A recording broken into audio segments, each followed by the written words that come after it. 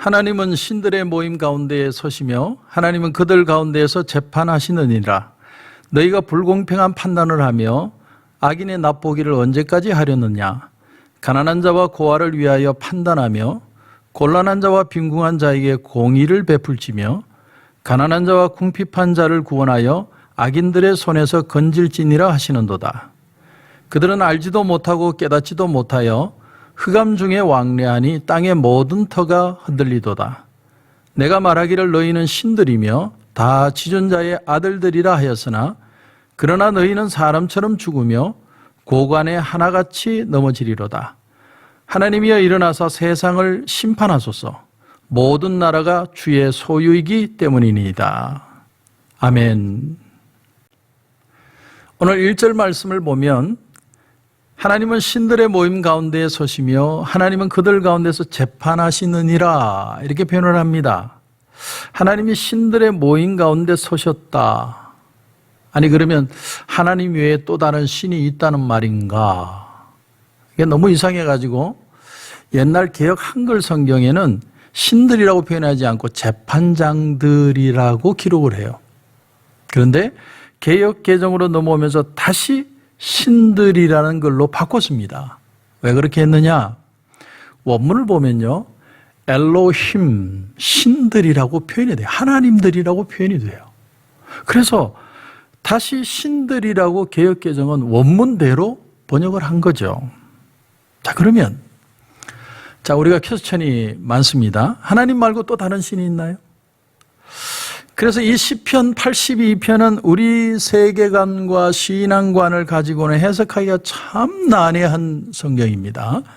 그래서 하나님들이라고 표현할 수 없기 때문에 표현을 하지만 그러나 하나님이 아니라 천사들일 것이다.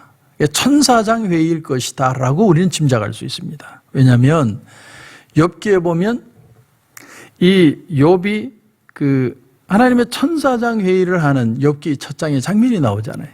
그게 보면 이 사단이 그 회의에 같이 참여해서 욥을 이제 괴롭히려고 시험을 하려고 하는데 하나님이 그 목숨은 건드리지 말아라 그런 장면이 나오지 않습니까? 그런 천사장 회의일 것이다. 정리해 보면 하나님은 천사들로 하여금 여러 나라를 지키고 다스리게 하고 계시고 하나님의 뜻을 집행하도록 하고 계신다. 그걸 우리가 여기서 깨달을 수 있습니다. 그러면 이 시편 82편은 그런 하나님의 천사장 회의를 얘기하고 있는데 전혀 앞뒤와 관계도 없이 생뚱맞게 갑자기 툭 튀어나오는 바람에 참 이 내용은 독특하고 참 이해하고 설명하기가 난해합니다.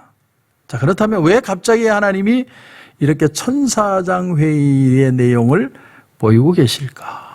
왜 세상을 다스리는 것에 대한 얘기를 하고 계실까? 2절을 보면 좀 더 자세히 내용이 나옵니다. 2절을 보십시오. 너희가 불공평한 판단을 하며 악인의 낫보기를 언제까지 하려느냐? 셀라는 아무 뜻이 없어요. 그러니까 이 정도 뜻이 될 것 같아요. 너희들 언제까지 그럴래? 이 정도 뜻이 되지 않을까 싶습니다. 언제까지라는 말을 통해서 뭘 깨달을 수 있습니까?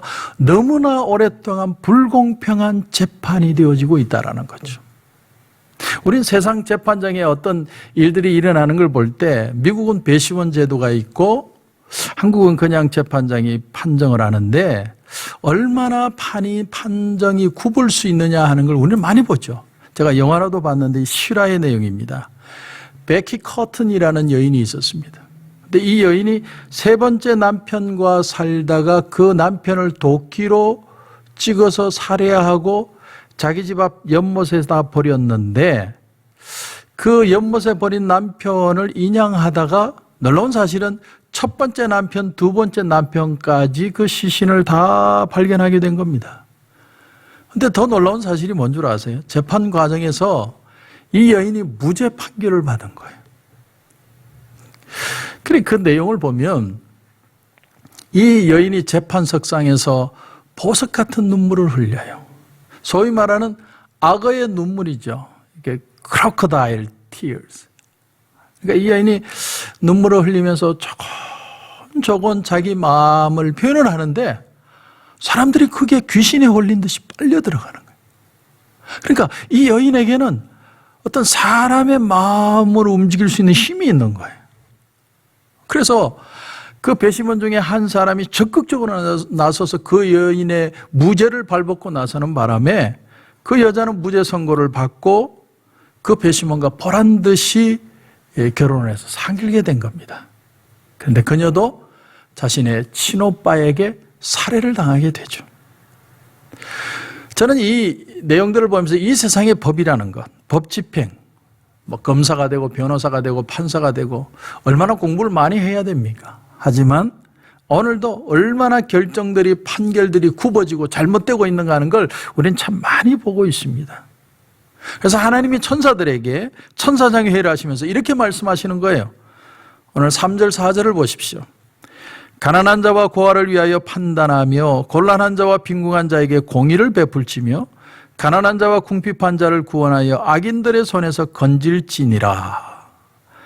하나님이 이들 천사들에게 내리시는 명령이 뭐냐면 공정한 판단을 하라는 겁니다. 그들의 임무는 공정한 판단을 하도록 하는 것이고 구체적으로 사회의 가장 약한 자들을 보호하라는 거예요. 저는 며칠 전 이용수 할머니의 기자회견, 두 번째 기자회견을 봤는데 저도 거의 다 봤습니다. 근데 그날 또 어떤 사람이 TV에 나와서 이런 얘기를 했어요. 어떤 여자분인데 할머니가 관계도 없는 그런 농구 경기에 참여해서 하루 종일 농구 경기 다 끝나고 거기서 모금을 했는데 할머니가 배가 고픈데 좀 맛있는 거 사줄 수 없겠느냐. 그랬더니 그 윤미향이라는 여인이 이건 공금이라서 쓸 수 없다. 이렇게 얘기를 했다는 거죠. 근데 이 여인이 TV에 나와서 윤미향은 아니고 다른 여자분인데 진짜 그거는 공금이기 때문에 쓰면 안 된다는 거예요.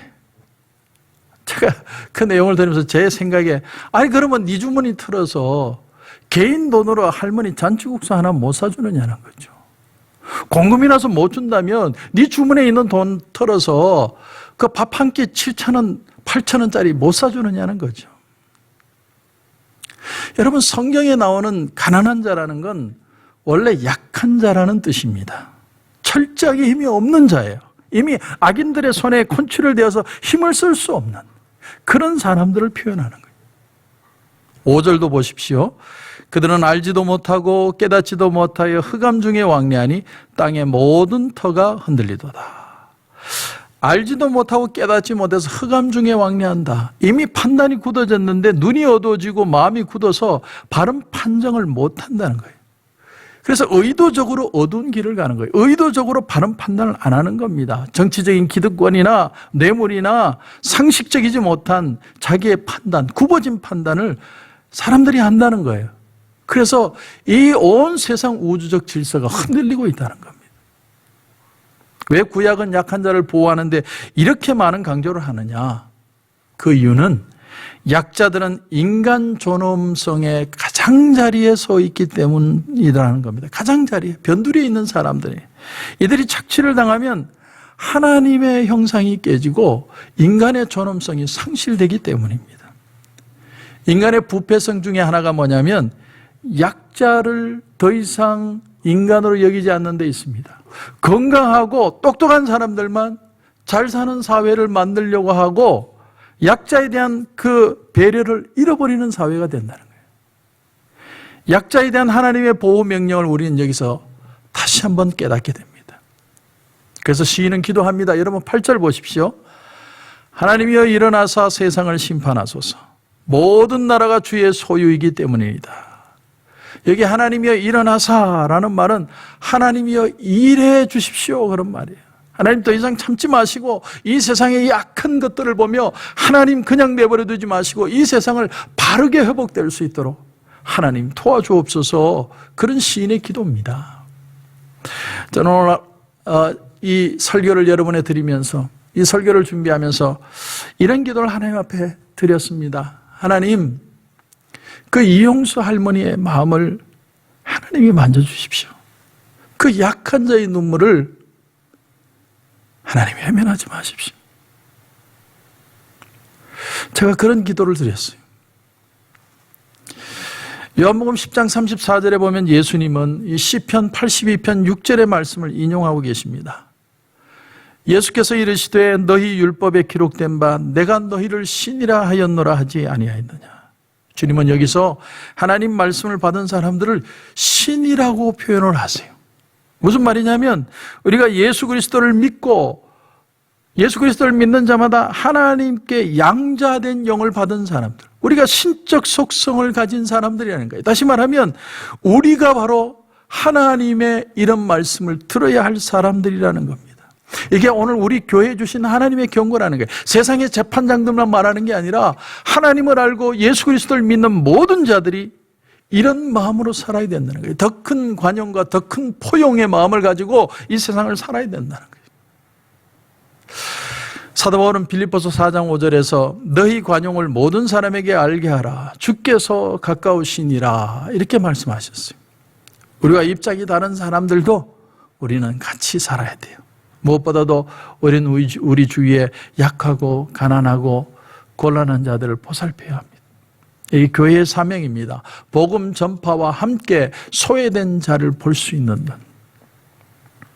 여러분 기억하십시오. 하나님은 예수 그리스도를 통해서 그를 믿는 자마다 양자 삼아주시고 오늘도 하나님이 우리와 지금 대화하신다는 거예요.